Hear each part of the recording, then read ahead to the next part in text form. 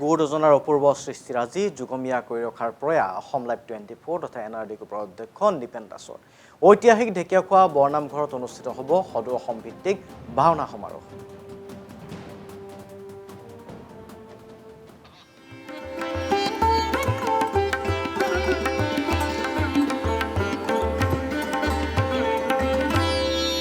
ঐতিহাসিক ঢেকীয়াখোৱা বৰনামঘৰত ভাওনা সমাৰোহ।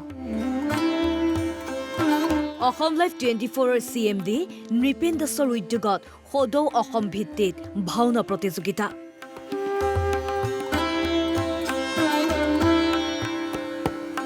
গুৰুদুজনাৰ অপূৰ্ব সৃষ্টিৰাজিক চিৰযুগমীয়া কৰি ৰখাৰ উদ্দেশ্যে অসম লাইভ 24 আৰু এনআৰডি গ্ৰুপৰ অধ্যক্ষ নৃপেন দাসৰ উদ্যোগত ঐতিহ্যমণ্ডিত ঢেকীয়াখোৱা বৰনামঘৰত আয়োজন কৰা হৈছে সদৌ অসম ভিত্তিত ভাওনা সমাৰোহ।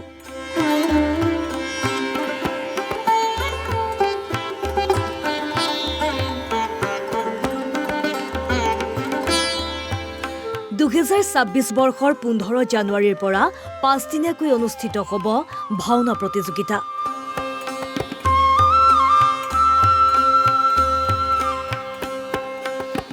নিৰ্বাচিত 10খন ভাওনাই অংশ ল'ব পাৰিব এই প্ৰতিযোগিতাত।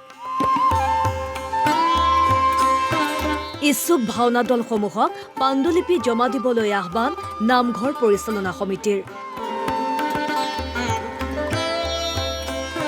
বৰ্তমানলৈকে কেইবাখনো জিলাৰ 35টা দলে জমা দিছে পাণ্ডুলিপি। অৱশ্যে পাণ্ডুলিপি জমা দিয়াৰ অন্তিম সময় 24 ডিচেম্বৰ।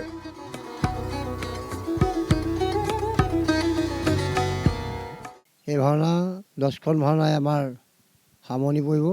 সেয়া আমি ঢেকীয়াখোৱাবাসীৰ ৰাইজ আৰু অসম লাইভৰ স্বত্বাধিকাৰ নৃপেন চন্দ্ৰ দাস ডাঙৰীয়াৰ উদ্যোগতে আমাৰ ভাওনাভাগ হ'ব। সম্পূৰ্ণ ঢেকীয়াখোৱাবাসীৰ ৰাইজে ইয়াত সহায় সহযোগ কৰি পেলাই কামভাগ সাফল্যমণ্ডিত কৰিব। বিভিন্ন প্ৰান্তৰ যি নাট্য দল আছে আমাক পাণ্ডুলিপি জমা দিব পাৰিব।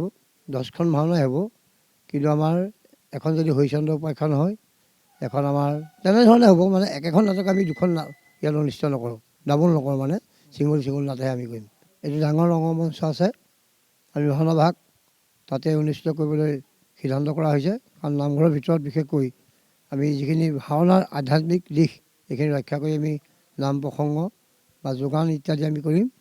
এই প্ৰতিযোগিতাত এখন নাট এবাৰহে মঞ্চস্থ কৰা হ'ব, অৰ্থাৎ প্ৰতিযোগিতাত 10খন পৃথক পৃথক ভাওনা উপভোগ কৰিব পাৰিব দৰ্শকে।